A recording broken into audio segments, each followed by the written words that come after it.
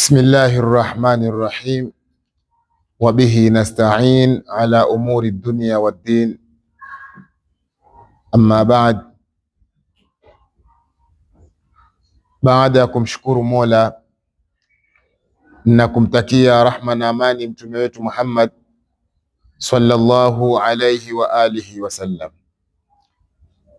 maashara almuslimin, leo insha Allahu taala tuko katika kumzungumzia mtu wa pili katika hadithi tuliyoitoa kwamba mtume sallallahu alayhi wa alihi wasallama atuambia kwamba kuna watu saba.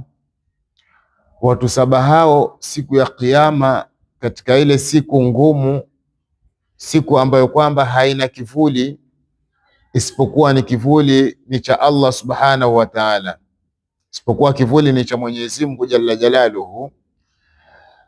Mtume sallallahu alayhi akasema kuna watu saba ambao watu hao siku hiyo watakuwa chini ya kivuli cha Mwenyezi Mungu, yaani watakuwa chini ya rahma za Allah, watapata rehma za Mwenyezi Mungu, watapata saada kuwa chini ya kivuli cha Allah subhanahu wa ta'ala. Maana nyinyi mmefaulu, mmepata rehma ya Mwenyezi Mungu, mmepata saada kutoka kwa Allah subhanahu wa ta'ala.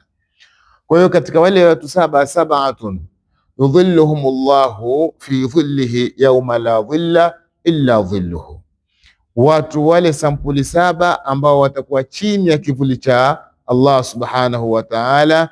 Na tukizungumza haya huku na sisi tukijiombea Mwenyezi Mungu atujalie tuwe ni miongoni mwa hao watu saba.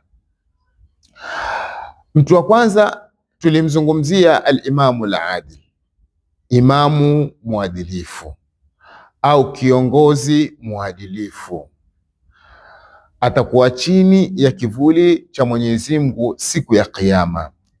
Kiongozi mwadilifu huyu ni mtu wa kwanza, na tulimueleza mtu wa kwanza huyu. Leo twamueleza mtu wa pili. Mtu wa pili Mtume akamtaja akasema, washabun nashaa fi ibadati llahi.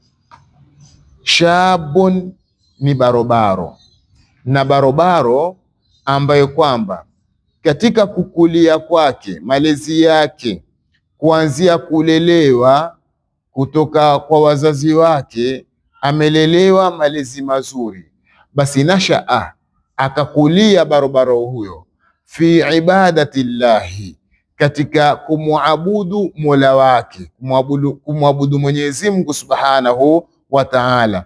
Ikawa yuwakulia barobaro yule, maisha yake ya kiubarobaro yote akawa atayamalizia fi ibadati llah, katika kumwabudu Mwenyezi Mungu subhanahu wa ta'ala, katika kumridhisha Mola wake, katika kufanya amali nzuri. Akawa barobaro yule malezi yake na kukulia kwake amekulia fi ibadati llah, katika ibada za Allah subhanahu wa ta'ala. Huyu barobaro huyu siku ya Kiyama atakuwa chini ya kivuli cha Mwenyezi Mungu subhanahu wa ta'ala. Ndugu zangu wa Kiislamu, ubarobaro ni kitu cha thamani sana. Ni kama mfano wa ua ambalo kwamba halina mfano wake. Ubarobaro ni kitu cha thamani ambacho kwamba hakina badali yake.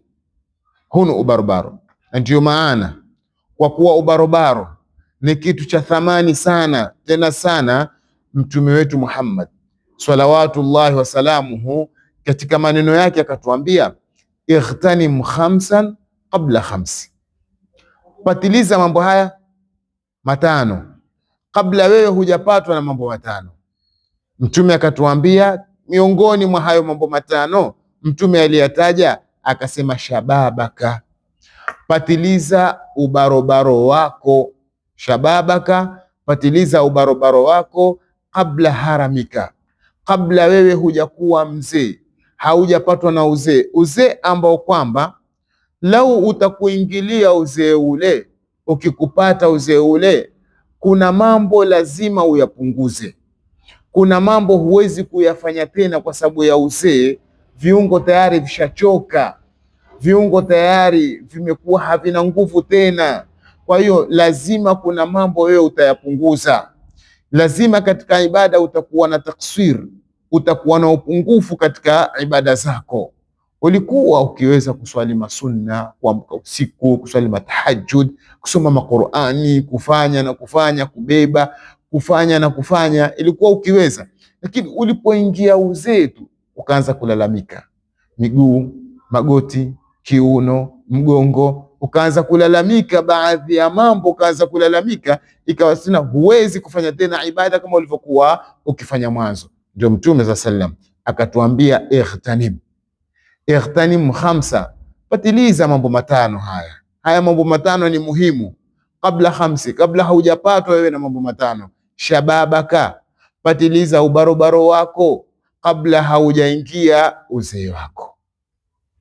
Na ndio maana katika hadithi iliyopokewa na Abdullah bin Mas'ud, anna an-nabiy sallallahu alayhi wa sallam, Mtume sallallahu alayhi ametuambia katika hadithi iliyopokewa na Abdullah bin Mas'ud, Mtume atuambia siku ya Kiyama, baada ya watu kufufuliwa kutoka katika makaburi yao kuenda katika mahshar, au watu watakapokuwa wako mbele ya Mwenyezi Mungu Subhanahu wa Ta'ala, kabla sasa hujapiga hatua moja, hujapiga hatua mbili, Mtume atuambia la tazulu qadamu abdin yauma alqiyama, hautoenuka unyayo wa mja yoyote ama wa mwanadamu yoyote siku ya Kiyama, hata yusala an arba'i khisali, au katika riwaya an khams, mpaka aulizwe mtu kuhusu mambo manne.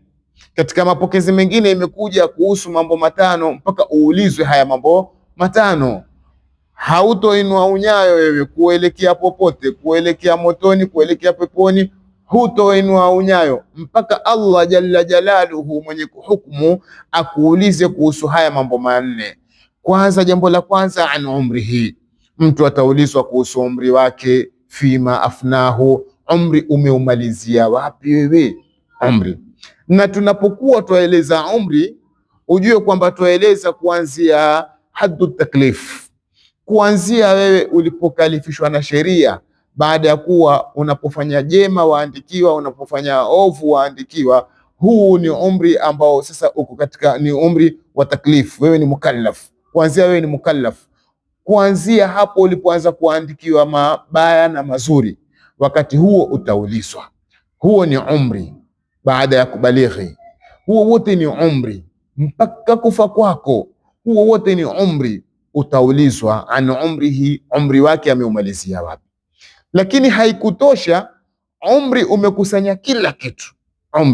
Umri umekusanya utoto, wakati zama za utoto.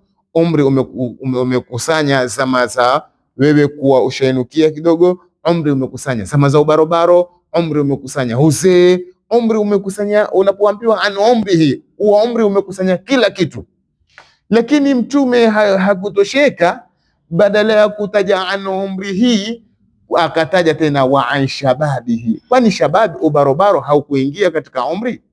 Ubarobaro umeingia katika umri pia, lakini kwa nini ukatajwa tena ubarobaro wa an shababihi? Na ataulizwa mtu ubarobaro wake. Ilikuwa tosha Mtume aseme an umrihi, mtu ataulizwa kuhusu umri wake, kuanzia umri wako wote huo. Ilikuwa tosha Mtume aseme an umrihi, ikatosha kabisa. Lakini Mtume akasema wa an shababihi, na ataulizwa kuhusu ubarobaro wake, fima ablahu, barobaro wake ameutumia vipi, ameumalizia vipi huu ubarobaro wake. Utaulizwa kuhusu ubarobaro.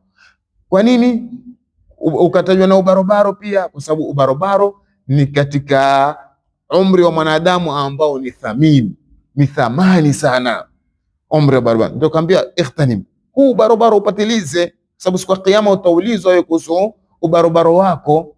Na lau ingelikuwa ubarobaro si thamani, usingelitajwa baada ya an umrihi, usingelitajwa wa shababihi. Lakini pia kwa nini ukatajwa wa shababihi? Kwa sababu shabab, ubarobaro ni kitu ambacho kwamba kina thamani sana, ubarobaro kwa huyu mwanadamu.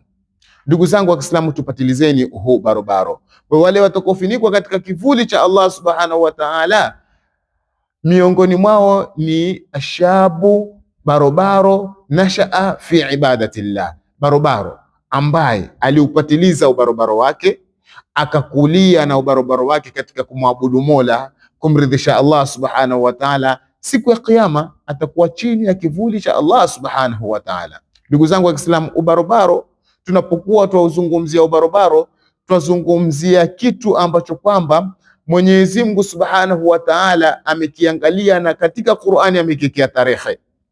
Ubarobaro umewekewa tarehe mpaka katika Qur'ani. Katika hadithi iliyopokewa na Abdullah ibn Abbas, asituambia Abdullah ibn Abbas radhiallahu anhuma asema, ma ba'atha Allahu nabiyan illa shabba, mtume hakuna, Mwenyezi Mungu hakutumiliza mtume yoyote katika hunu ulimwengu isipokuwa alikuwa barobaro. Mtume yoyote, hakuna mtume aliyotumilizwa akawa ni mzee tayari ana mvi zake, hakuna. Ma ba'atha Allahu nabiyan illa shabba, mtume hakumtumiliza, Mwenyezi Mungu hakumtumiliza mtume yoyote katika hunu ulimwengu isipokuwa mtume alikuwa ni barobaro. Wewe sasa waangalie mitume wote ambao walitumilizwa na Mwenyezi Mungu Subhanahu wa Ta'ala na tarehe walizoziweka katika Al-Qur'anul Karim. Nabii Yusuf alayhi salatu wassalam ana sura nzima katika Qur'ani. Kuna sura nzima ambayo sura hiyo yaitwa Yusuf, suratu Yusuf, sura ambayo yamuelezea Nabii Yusuf alayhi salatu wassalam. Nabii Yusuf alikulia baada ya kuokotwa na kuuzwa, akakulia katika kasri, katika jumba la mfalme.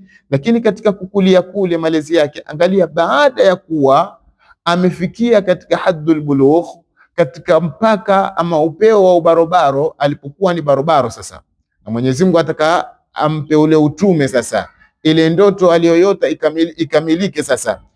Angalia mitihani aliyokutana nayo Nabii Yusuf alayhi salatu wassalam, mitihani ambayo ile mitihani hawezi mzee kuikabili ila ni awe barobaro. Hawezi kuikabili hivi hivi mitihani ile mpaka uwe ni barobaro. Wewe angalia mateso ya kasri, ndani ya kasri, mateso katika jela sitini, na usimamizi baada ya kutoka katika jela, na usimamizi wa ile khazain ya Misri, ile khazina, kuweka khazina na kuweka kuwa wewe yeye ni hafidh wa zile mali, kuweka na mazao. Angalia yote yale aliyafanya katika sehemu, katika marhala ya ubarobaro Nabii Yusuf alayhi salatu wassalam. Njoo kwa Nabii Ibrahim alayhi salatu wassalam, ambaye Ibrahim tuliambiwa laqad kana lakum uswatan hasanatan fi Ibrahim walladhina ma'ahu.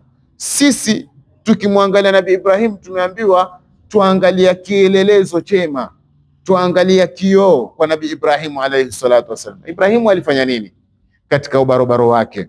Ibrahimu ndio yule yule ambaye aliutumia ubarobaro wake katika kuyavunja yale masanamu. Baada ya kuangalia na kuchunguza, akaangalia haya masanamu haya si miungu, mbona hayazungumzi, mbona hayazungumzi, mbona hayali, mbona hayasemi, mbona hayafanyi chochote, mbona hawezi kujisaidia? Akaona hii si miungu.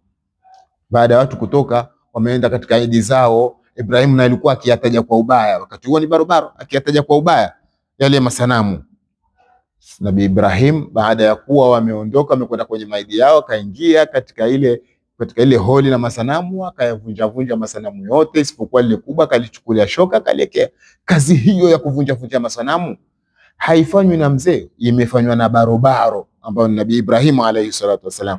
Mpaka katika Qur'ani ndio ikatuambia qalu sami'na fatan yadhkuruhum yuqalu lahu Ibrahim.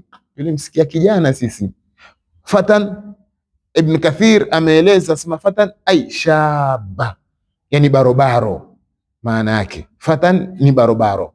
Tumemsikia barobaro, kijana barobaro, akiyataja miungu yetu, akitaja miungu yetu. Aitwa nani barobaro huyo? Aitwa Ibrahim, alikuwa ni barobaro. Angalia kazi aliyoifanya Nabii Ibrahim katika barobaro mkubwa. Basi wewe waangalie mitume wote ambao walifanya kazi kubwa katika ubarobaro wao.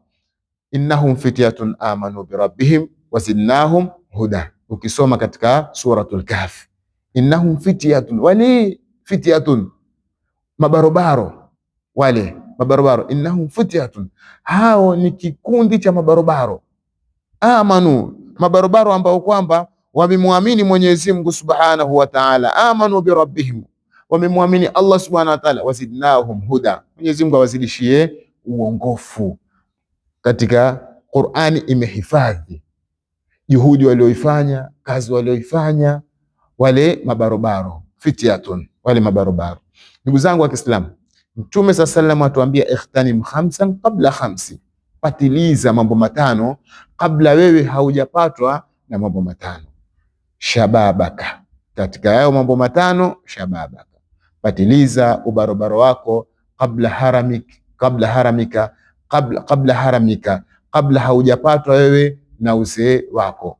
Patiliza ubarobaro wako, usije ukaja ukasema wakati huo mvi zimejaa, nywele nyeupe zimejaa, huwezi kufanya tena kitu chochote, ukaja ukaanza kutamani ukasema ya laita shababa yaudu yauman, natamani ubarobaro utarejea siku moja, na hakuna njia tena ya kurejesha ubarobaro. Kwa hiyo ndugu yangu Muislamu, patiliza ubarobaro wako katika wale ambao kwamba watafinikwa chini ya kivuli cha Mwenyezi Mungu Subhanahu wa Ta'ala siku ya Kiyama, yauma la dhilla illa dhilluhu, siku ambayo kwamba hakuna jinsi ya kivuli chochote isipokuwa kivuli cha Allah Subhanahu wa Ta'ala. Al-Imamu al-Adil, kiongozi mwadilifu. Mtu wa pili ni huyo ambaye kwamba tumemtaja leo, ashabu nashaa fi ibadati llahi, barobaro ambaye alikulia akaishi malezi yake katika kumwabudu Allah Subhanahu wa Ta'ala. Huyu barobaro atakuwa chini ya kivuli cha Mwenyezi Mungu Subhanahu wa Ta'ala. Insha Allah Ta'ala kesho tutakuja kumweleza mtu wa tatu. Kwa haya machache, Mwenyezi Mungu atuwafikie kheri, atujalie min alladhina yastami'una alqawla fayattabi'una ahsana. Wassalamu alaykum wa rahmatullahi wa barakatuh.